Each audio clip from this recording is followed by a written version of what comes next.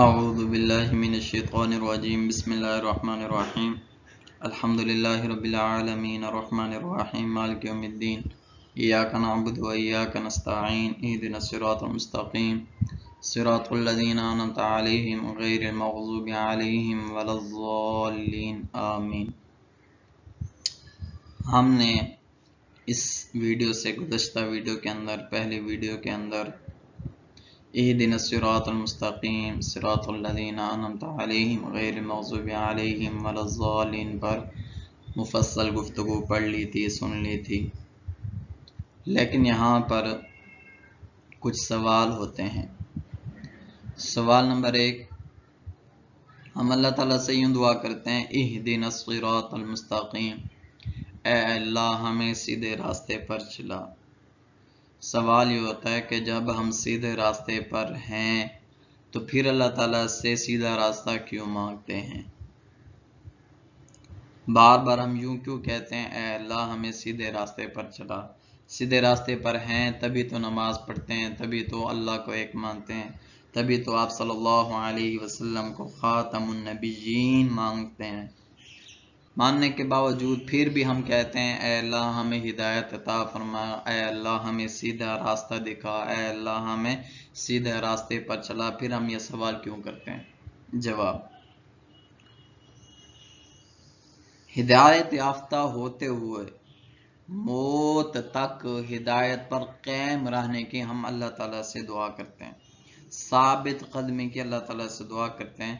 جیسے ایک دوسری جگہ اللہ تعالیٰ ارشاد فرماتے ہیں ربنا لا تزغ قلوبنا بعد اذ ہدیتنا وہب لنا من لدنک رحمہ انک انت الوہاب، اے اللہ ہمارے دلوں کو حق سے نہ ہٹانا، اس کے بعد کہ تو نے ہمیں کیا دی ہے؟ ہدایت دی ہے، ہم کو اپنی طرف سے خاص رحمت عطا فرما۔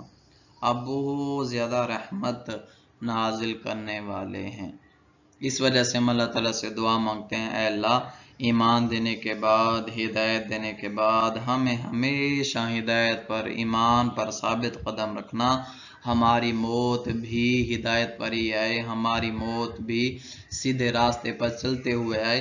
اس وجہ سے ہم بار بار ہر نماز کے اندر، ہر نماز کی ہر رکعت کے اندر اہدنا الصراط المستقیم کہتے ہیں۔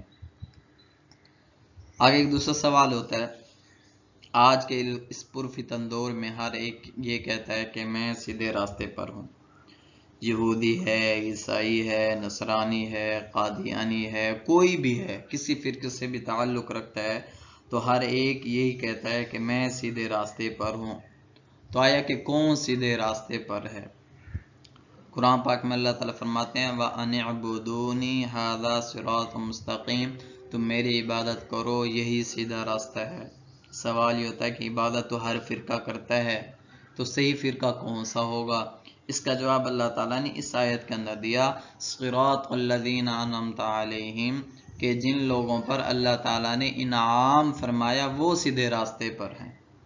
تو انعام یافتہ کون لوگ ہیں؟ سورۃ النساء کے اندر اللہ تعالیٰ ارشاد فرماتے ہیں وَمَن يُطِعِ اللَّهَ وَالرَّسُولَ فَأُولَٰئِكَ مَعَ الَّذِينَ أَنْعَمَ اللَّهُ عَلَيْهِم مِّنَ النَّبِيِّينَ وَالصِّدِّيقِينَ وَالشُّهَدَاءِ وَالصَّالِحِينَ وَحَسُنَ أُولَٰئِكَ رَفِيقًا۔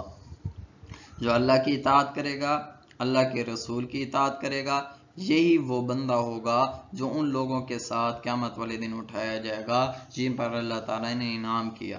جن پر اللہ تعالیٰ نے انعام کیا وہ کون لوگ ہیں؟ انبیاء ہیں، صدیقین ہیں، شہداء ہیں، صالحین ہیں۔ اللہ تعالیٰ ان کے بارے میں فرماتے ہیں وَحَسُنَ أُولَٰئِكَ رَفِيقًا، یہ بہت ہی اچھے رفیق ہیں۔